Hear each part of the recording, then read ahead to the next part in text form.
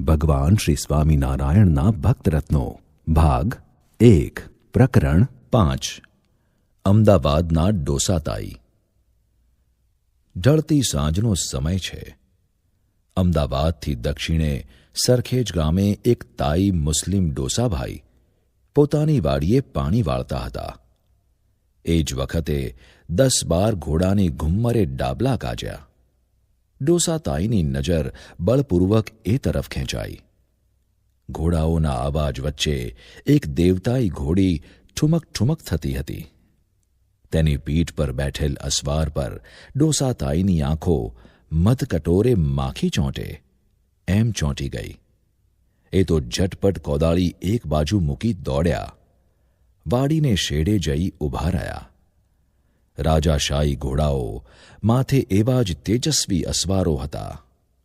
મૂછોના થોભિયા ને માથે મોટા પાઘડા, ભેટમાં તલવાર ને બોકાનું વાળેલા.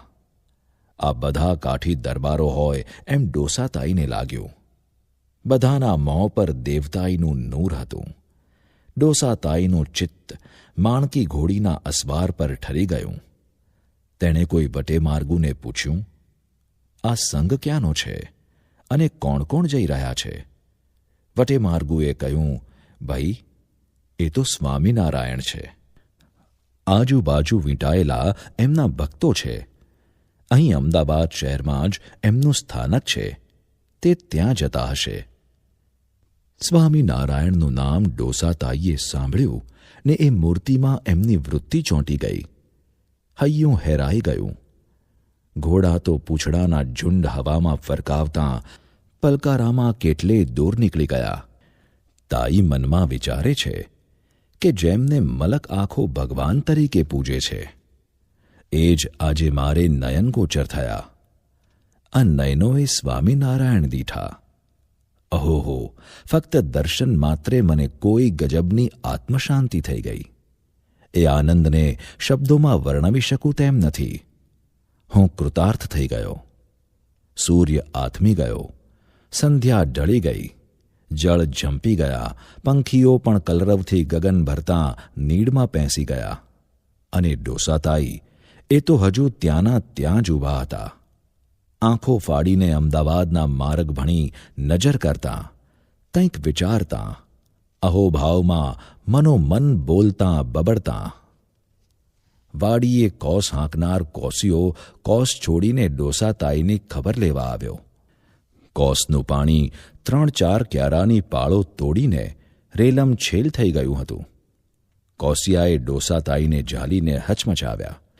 જાણે નિદ્રામાંથી જાગ્રત થયા હોય તેમ તેઓ સફાળા પાછળ ફર્યા. શું કરો છો તાઈ? શું કહું ભાઈ, આજ તો કંઈ અંતરમાં જાદુ થયો. કંઈ સૂઝતું નથી. પેલા ઘોડાવાળા અહીંથી નીકળ્યા ને મારું હૈયું હરતા ગયા છે. એમને જોયા પછી મને સાન ભાન ગયું છે. જેમ તેમ સમજાવી કોસિયો ડોસાતાઈને ઘરે લાવ્યો. એ દિવસે તાઈ જમી જ ન શક્યા.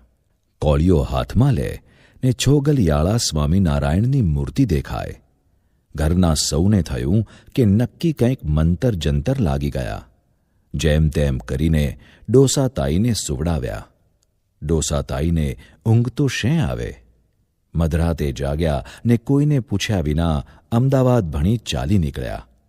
સવાર થતાં સુધીમાં 10 ગાઉનું અંતર કાપીને પૂછતાં પૂછતાં મંદિર ખોળી કાઢ્યું. સવારનો પહોર છે. સંતો ભક્તોના વૃંદમાં શ્રીહરિ માણકીએ ચઢીને સાબરમતીમાં સ્નાન કરી પાછા વળ્યા છે. શ્રીહરિ જેવા પધાર્યા કે તરત ચોકીદારે ઊંચે લહેકે બુલંદ નાદે છડી પોકારી. કાશાય વસ્ત્રમાં શોભતા સંતો અને શ્વેતાંબરી પાર્ષદો સભામાં પોતપોતાને સ્થાને બેસી ગયા.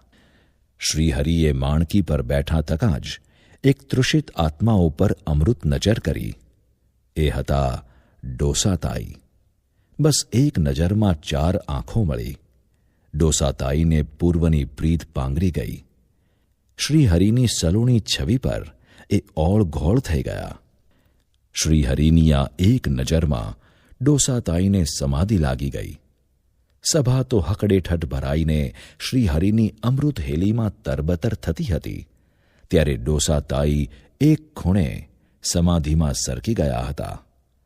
સમાધિમાં તેમણે આજ વર્ણાગી વાલમને ખુદાના રૂપમાં ઊંચા સિંહાસને બિરાજમાન જોયા. કેટલા મુલ્લા મૌલવીઓ એમની સ્તુતિ બંદગી ગુજારે છે. અનંત કોટી ભક્તો મુક્તો હાથ જોડીને ઊભા છે. અનંત અપાર શીતળ શાંત તેજનો દરિયો ઝૂમતો હોય તેવું સુખમય આનંદસભર અક્ષરધામ છે. ડોસાતાઈએ સમાધિમાં અનંતધામ ને અનંત ઐશ્વર્યો, અનંત અવતારો ને અનંત ભૂમિકાઓ જોઈ. એ સર્વેના અધિષ્ઠાતા, સર્વોપરી, સર્વનિયંતા આ પરબ્રહ્મ પુરુષોત્તમ નારાયણ છે. એ દ્રઢતા તેમને એ જ સમયે થઈ ગઈ. તાઈ સમાધિમાંથી જાગ્યા ત્યારે સભા વિખરાઈ ગઈ હતી. મૂળજી બ્રહ્મચારી સાથે શ્રીહરિ હાથમાં છડી લઈને તેમની પાસે ઊભા હતા. સમાધિના દર્શન માત્રે ડોસાતાઈને આત્મામાં નિશ્ચય થઈ ગયો.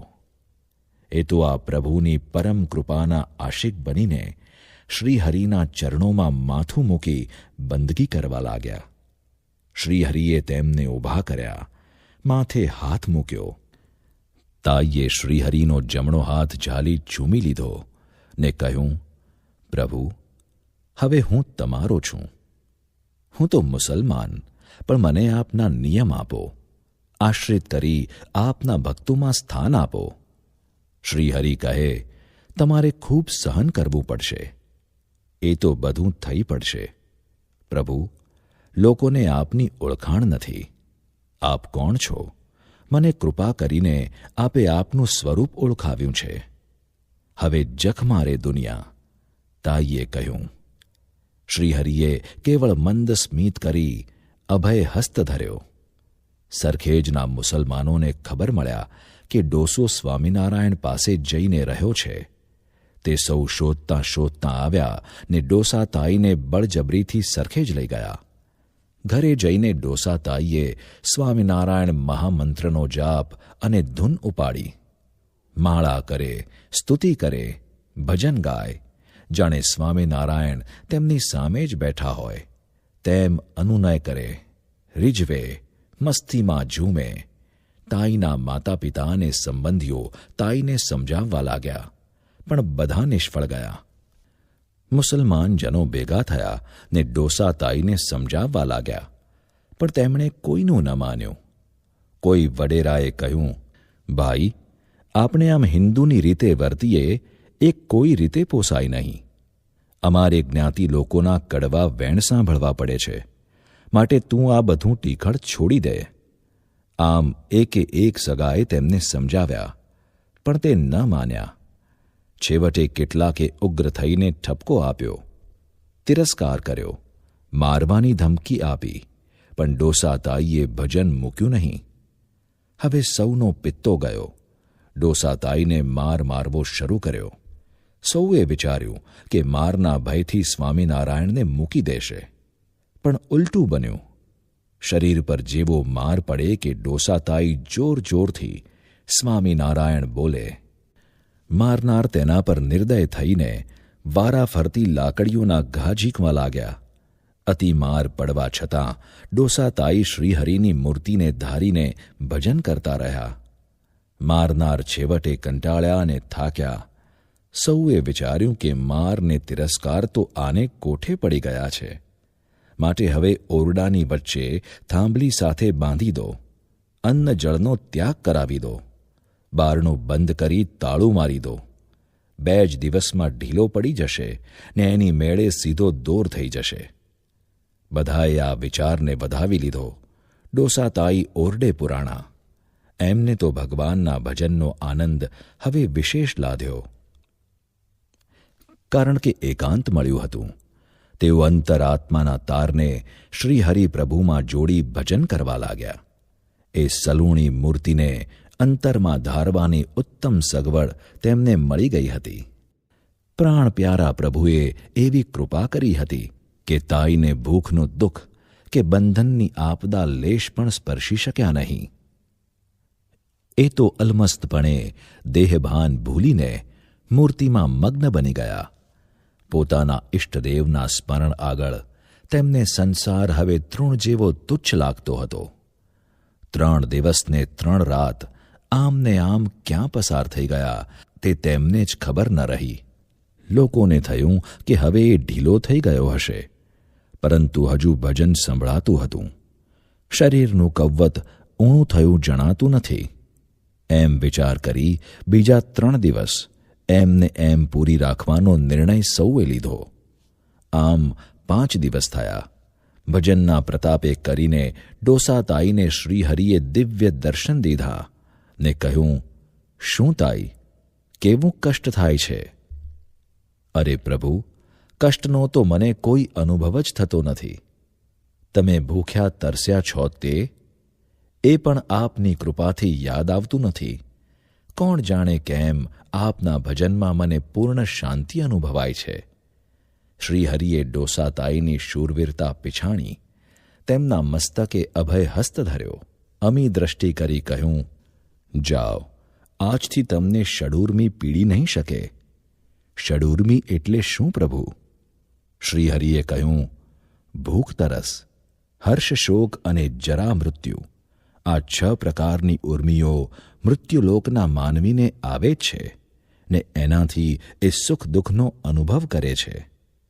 ડોસા તાઈના બંધન શ્રીહરિએ કાપ્યા. તે છૂટા થયા ને હરિવરના ચરણોમાં ઢગલો થઈ ગયા. પ્રભુ, મારે માટે તમે આટલું કષ્ટ વેઠ્યું? ડોસા, મારો ભક્ત મને પુકારે છે ત્યાં હું હોઉં છું જ. આજથી તું ષડૂર્મિ રહિત ને નિરાવરણ દ્રષ્ટિવાળો થાય છે. નિરાવરણ વળી શું? શ્રીહરિ કહે, જીવ પ્રાણી માત્રને પૃથ્વી, જળ, તેજ, વાયુ ને આકાશ આ પંચભૂતનું આવરણ નડે છે. એ આવરણ તને નહીં નડે. ખાતરી કરી જો, સંકલ્પ કરીશ કે તું દિવાલની આરપાર નીકળી જઈશ. ડોસા તાઈ તો શ્રીહરિની આ અકારણ કૃપાથી નતમસ્તક થઈ ગયા. એમની આંખોમાંથી હર્ષના અશ્રુઓ વહેવા લાગ્યા. બસ ત્યારે હવે અમે જઈએ છીએ. ભજન મૂકશો નહીં, ભગવાન સૌ સારાવાના કરશે, એમ કહી શ્રીહરિ અદૃશ્ય થયા. ડોસા તાઈએ બહાર આવવાનો સંકલ્પ કર્યો કે ભીંતનું આવરણ ભેદીને એ જ શરીરે બહાર દર્શાયા. ડોસા તાઈને બહાર આવેલા જોઈ લોકો ભેગા થઈ ગયા.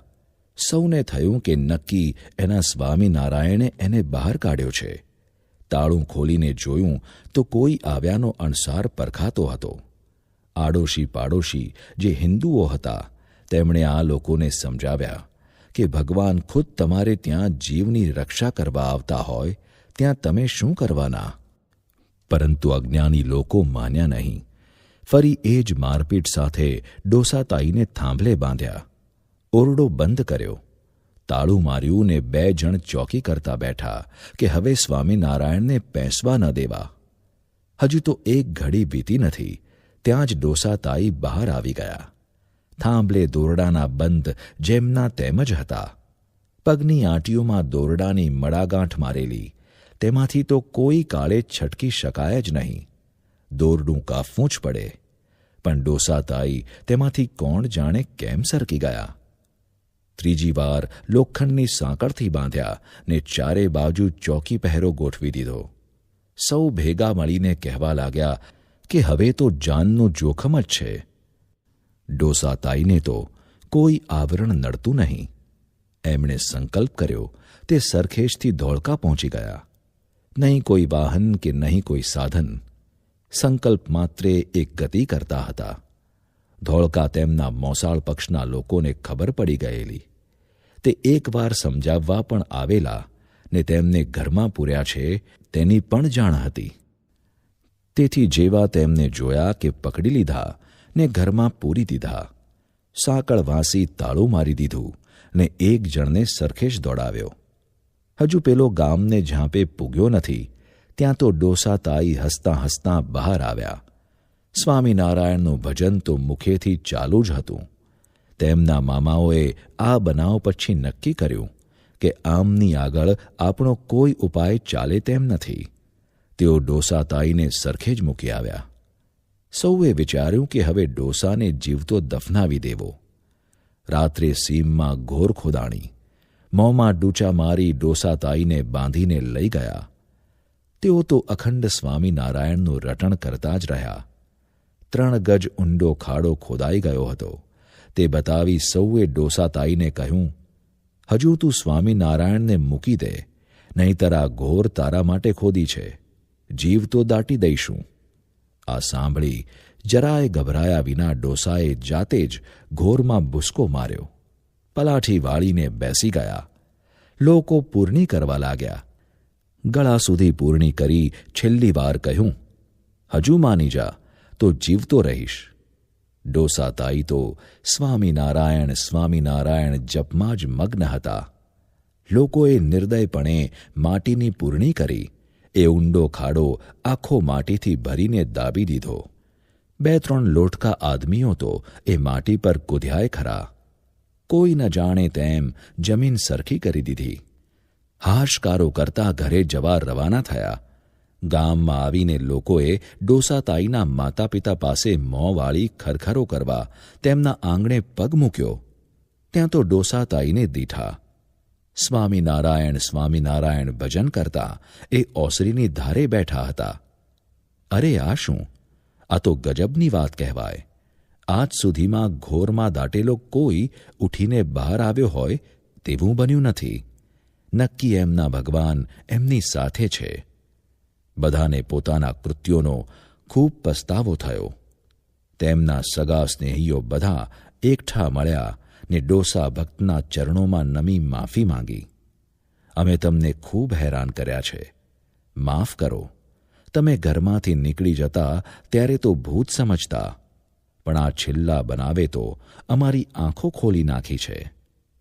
ડોસા ભક્ત કહે, જુઓ ભાઈ, તમે શું શું કર્યું તે હું કશું જાણતો નથી, કારણ કે મને તો બધાનો કોઈ અનુભવ જ થયો નથી. તમે ભૂખ્યા કેટલા દિવસથી છો તે? મને ભૂખનો પણ અનુભવ નથી થતો. કોણ જાણે કેમ હું હજુ હમણાં જ જમીને તૃપ્ત થઈને બેઠો હોઉં એવું સદા અનુભવાય છે. ષડૂર્મિ રહિત થવાની વાત શાસ્ત્રોમાં તો લખેલી પડી છે, પણ અહીં પ્રત્યક્ષ નજરે તેનું દ્રષ્ટાંત જોઈ સૌને સ્વામિનારાયણમાં અલૌકિક ભાવ થયો. આ પ્રસંગ પછી ડોસાતાઈને ભગવાન ભજવાનું સુગમ થઈ ગયું. ડોસાતાઈ બહુ ઓછું બોલતા, સૌને લળી લળીને નમતા. પ્રગટ પુરુષોત્તમ નારાયણનો આશ્રિત નાનામાં નાનો હોય તેની પણ ચરણરજ પોતાને મસ્તક ચડાવતા. અમદાવાદ મંદિરે શ્રીહરિ બિરાજતા હોય ત્યારે ત્યાં જ રહેતા, ધ્યાન ભજન કરતા. શ્રીહરિ દૂર દેશમાં વિચરણ કરતા હોય, સમૈયા ઉત્સવ કરતા હોય તેને નિહાળવાની સંજય દ્રષ્ટિ ડોસાતાઈને સહેજે વરી હતી. અને એટલે જ ડોસાતાઈની આજુબાજુ ભક્તો વીંટળાયેલા રહેતા. ડોસાતાઈ શ્રીહરિના રોજે રોજના વિચરણ સમાચાર, સમૈયા ઉત્સવો, લીલા ચરિત્રો હૂબહૂ વર્ણવતા. એ શ્રીહરિની મનોહર મૂર્તિનું શણગારે સહિત વર્ણન કરતા. જે જે શણગાર ધર્યા હોય, માણકીને ખેલાવતા હોય, સંતોને પીરસતા હોય, પોતે જમતા હોય, જળક્રીડા કરતા હોય, કેટલી લીલાઓ તેઓ સભામાં વર્ણવતા. સાદું જીવન અને નમ્રતા ડોસાતાઈને સહજ હતા. દરેક સાધુને દંડવત કરતા. મોટા નંદ સંતોના આસને આસને બેસતા ને જિજ્ઞાસા વૃત્તિથી જ્ઞાન સાંભળતા. તેઓ જ્યારે ઇચ્છતા ત્યારે બદ્રિકાશ્રમ, શ્વેતદ્વીપ, ગોલોક, વૈકુંઠ કે અક્ષરધામના દર્શને ઉપડી જતા. એકવાર અક્ષરબ્રહ્મ ગુણાતીતાનંદ સ્વામી અમદાવાદ પધાર્યા. તેમની બ્રહ્મવાણી સાંભળી ડોસાતાઈને સ્વામીમાં ખૂબ હેત થયું. સ્વામીની વાતો પાસે હવે તેમને અન્ય વાતો ફિક્કી જણાવા લાગી. સ્વામીની સાધુતા, સ્વરૂપનિષ્ઠાનું બળ, જીવને બ્રહ્મરૂપ કરી માયા પાર કરવાની ધગશ વગેરે જોઈ ડોસાતાઈએ સ્વામી પાસે રહેવા દ્રઢ સંકલ્પ કર્યો. ગુણાતીતાનંદ સ્વામીએ પણ સંમતિ દર્શાવી. ડોસાતાઈ સ્વામી સાથે જૂનાગઢ જઈને રહ્યા. ત્યાં તેમને પાર્ષદ દીક્ષા અપાવી સ્વામીએ મંદિરની સેવામાં રાખ્યા.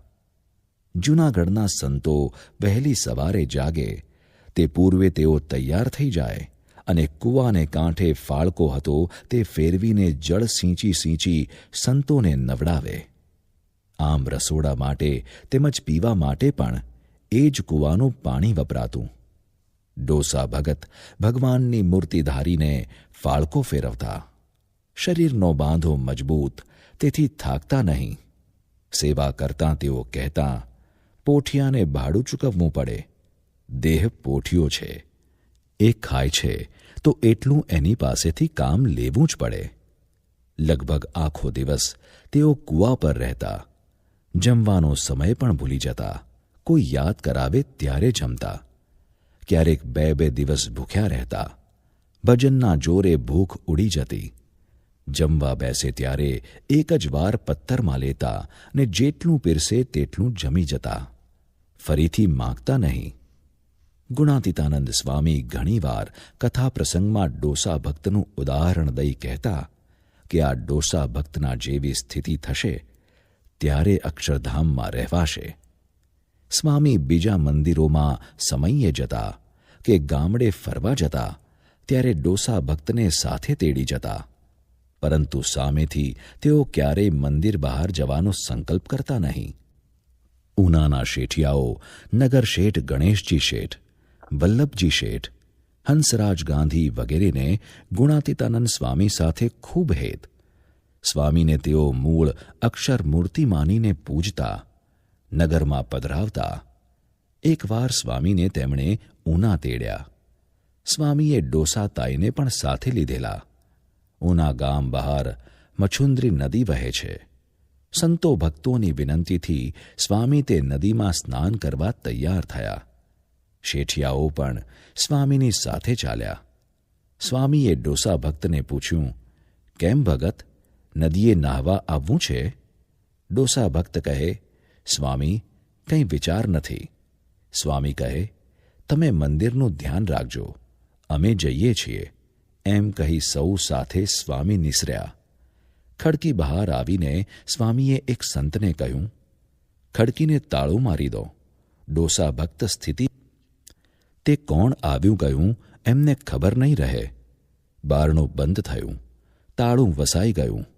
બધા ધૂન ભજન કરતાં મછુંદરી નદીએ પહોંચ્યા. ત્યાં તો ડોસા ભક્ત નદીમાં કપડાં ધોતા હતા. સ્વામી કહે, તમે અહીં ક્યાંથી? આવવાની ના પાડતા હતા ને? ડોસા ભક્ત કહે, મારું કામ આટોપાઈ ગયું હતું. મને થયું કે સ્વામીએ આવવાનું પૂછ્યું તે કંઈક રહસ્ય હશે. શેઠિયાઓ સાથે છે, તે કથા વાર્તાનો ભારે લાભ સ્વામી આપશે. આવી તક કંઈ જતી કરાય, તેથી આવ્યો. સ્વામી ડોસા ભક્તની સ્થિતિ જાણતા હતા, પણ ઉનાના શેઠિયાઓને તેનું દર્શન કરાવ્યું. શેઠિયાઓને એમ કે પાળો છે, થાંથા થાબડા જેવો. કોણ જાણે સ્વામી ક્યાંથી ઉપાડી લાવ્યા છે. પણ નિરાવરણ સ્થિતિની વાત સાંભળી સૌએ તેમને વંદન કર્યા, ચરણ સ્પર્શ કર્યા. આમ જીવનના અંત સુધી ડોસાતાઈ ગુણાતીતાનંદ સ્વામી પાસે રહી